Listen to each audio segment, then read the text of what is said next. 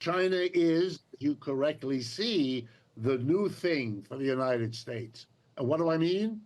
It's the first real economic competitor that the United States has had in a century. That's Right. why it's so hard for Americans, including our leaders, to adjust, as the whole world must now, Right. to this reality that the dominance of the United States is over, and there is no prospect that I Right. can see for it to come back. So let me ask you, Richard, about your view of the U.S. elections. Right now, we have a ragingly high stock market. We have very low unemployment. But if you go out and talk to Americans, there's a lot of anxiety out there when a lot of the, surface data are pretty good. And I think Kamala Harris is running on that. And she's running against someone who's running on populist economics. So I'm interested in how you see these choices. We're going to have an election here in a couple of weeks. And do you think I framed it correctly? Well, I would go further. Let me give you some other numbers. We have a greater degree of inequality in our economy than we have had for 50 years. The equality that came out of the Great Depression, the New Deal, that was remarkable about the United States. At the end of World War II, the United States was less unequal than all of our allies in Europe. Today, it's reversed. We're more unequal than all of our allies in Europe. What happened? We cut taxes on corporations. We exported huge quantities of the best paying jobs in manufacturing, which we don't have anymore. I could give you a long list of symptoms, of data, of realities that suggest this economy has got huge problems. And so here's the difficulty. There are people in our country who are enjoying the good things.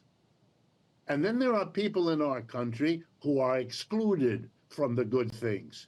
Let's remember, for example, that the 10% richest Americans own about 90% of the stocks. So when you're saying the stock market is doing well, it is good news for those 10%, no question.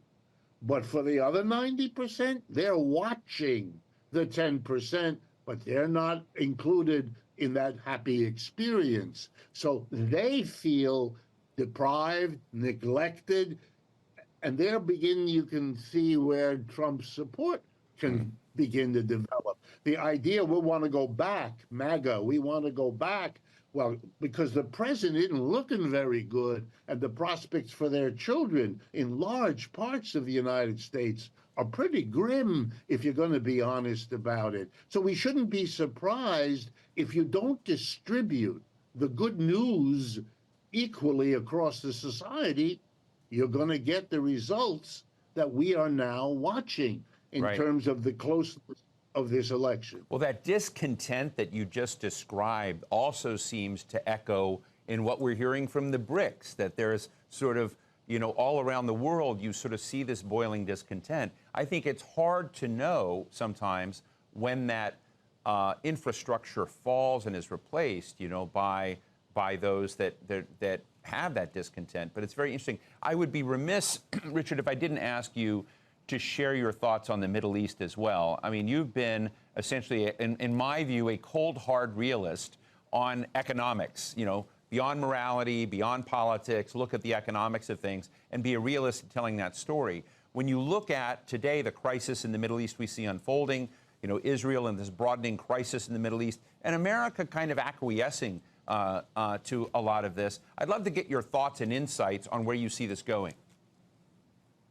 Yeah, I try to be realistic. I try to look at the data. I try to give a balanced view in all of these things.